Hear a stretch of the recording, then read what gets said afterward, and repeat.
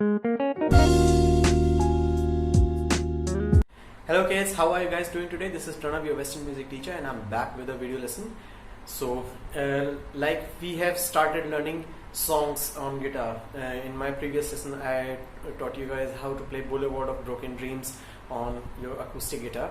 I told you about what chords you need to use in order to play it correctly, and I've also uploaded a PDF to the school website, so you can also refer to the chord chart and chord shapes if you are having any difficulties to follow the chord shapes by looking at the video.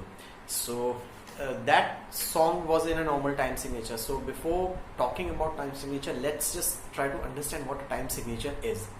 So if we talk about music in general, music comprises of two things basically: the rhythm and the melody.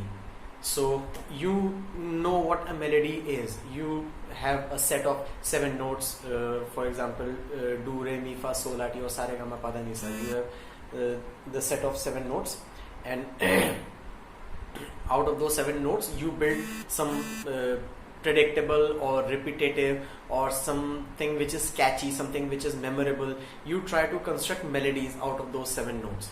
So that section is known as the melody. But that melody is not alone sufficient to comprise an entire musical piece. You also need some rhythmic elements to it. You also need to introduce some percussion or some rhythm elements like a drums, a cajon, a congo, or tabla if you talk about Indian instruments. So that section is known as the rhythm section. So if you want to understand rhythm section, you need to first understand how they are categorized. For example, there are 2 types of time signatures. First is the even time signature, and the second is the odd time signature. So as the name suggests, if you talk about the even time signature, the even time signature is which has a measure which is ending on a number which is an even number. It can be 2, it can be 4, it can be 8, it can be 16, it can be 6. So these are known as the even time signatures. There are odd time signatures as well. For example, 3, 5, 7, 13, 9, 11, and there are different variations to it. So it's very easy to understand the even time signatures. If you look at the most common time signature, that is 4/4. That means 4 notes in a measure that has 4 beats to it.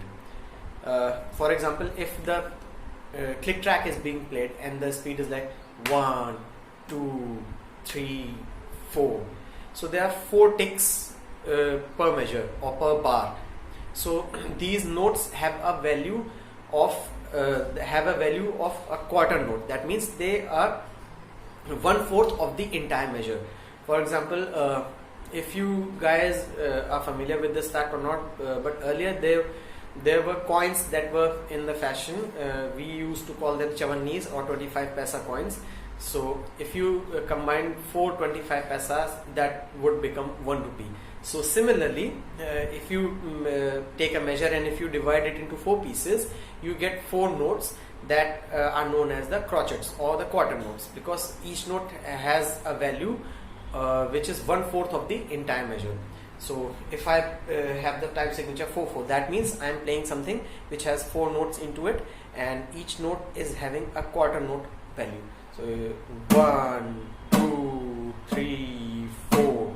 Now if I play which is just the double of the regular quarter notes that you're playing, that means if I play something which are known as the 8th note, so that would sound like 1, 2, 3, 4.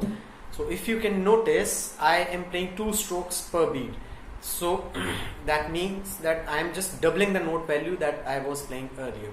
So you can just keep on multiplying, just 1, 2, 3, 4, 1, 2, 3, 4, and you can keep on just multiplying it by 2 and making it faster and faster. So as far as I've seen, there have been musicians who are able to play 30 seconds per note, but not faster than that. So I haven't encountered any musician who is able to play 64th note per beat or per measure. So this is this video was all about the time signatures.